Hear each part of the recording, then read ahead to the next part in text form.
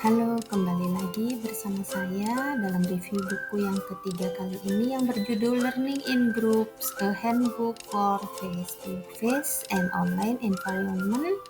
Penulisnya adalah Jackie Salmon. Bersama saya Niputu Wendy Yunianti, kita akan ulas bagaimana belajar dalam kelompok yang dilakukan baik secara daring maupun luring.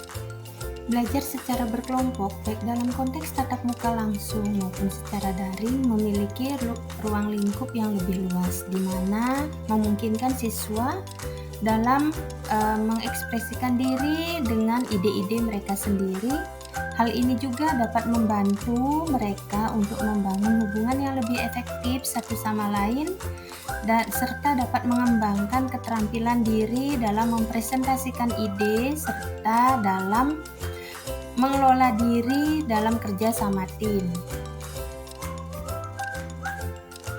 Dalam learning in group ini akan dibahas mengenai studi tentang perilaku kelompok atau studies of group behavior, di mana bidang penelitian ini mempelajari bagaimana individu-individu dalam kelompok berinteraksi satu sama lain, serta bagaimana perilaku mereka dipengaruhi oleh dinamika kelompok. Fokus utama dari studies of group behavior ini yang pertama adalah struktur kelompok. Ya, merupakan studi tentang perilaku kelompok untuk memahami bagaimana kelompok tersebut terbentuk dan bagaimana antar anggota kelompok saling berhubungan, saling berinteraksi, serta bagaimana peran dan pola komunikasi dalam kelompok tersebut. Yang kedua adalah norma kelompok, di mana setiap kelompok memiliki norma-norma yang mengatur perilaku anggotanya, serta bagaimana mereka antar individu ini memperhatikan etika, tata krama, dan nilai-nilai yang dianggap penting oleh kelompok yang sudah ditetapkan antar mereka.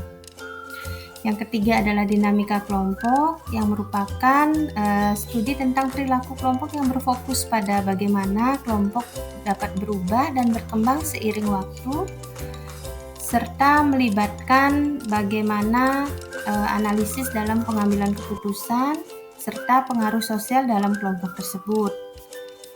Lalu yang keempat adalah identitas kelompok. Studi perilaku kelompok ini juga melibatkan bagaimana anggota kelompok mengembangkan identitas kelompok dan afiliasi sosial, serta menumbuhkan solidaritas, loyalitas, serta rasa memiliki satu sama lain untuk keterikatan atau interaksi dalam melaksanakan tugas kelompok tersebut. Kemudian yang kelima adalah pengaruh sosial. Pengaruh sosial di sini di mana perilaku individu dalam kelompok seringkali dipengaruhi oleh faktor sosial yang satu sama lain, sehingga mempengaruhi bagaimana pelaksanaan belajar dalam kelompok tersebut, yang saling mempengaruhi keputusan individu, sikap, dan perilaku dari masing-masing individu tersebut. Dalam sebuah penelitian perilaku kelompok, metode-metode seperti observasi, eksperimen, dan analisis data sering digunakan untuk mengumpulkan dan menganalisis informasi. Tujuannya adalah untuk memperoleh pemahaman yang lebih baik tentang bagaimana individu berperilaku dalam konteks kelompok dan bagaimana faktor-faktor sosial dan dinamika kelompok berperan dalam pembentukan perilaku tersebut.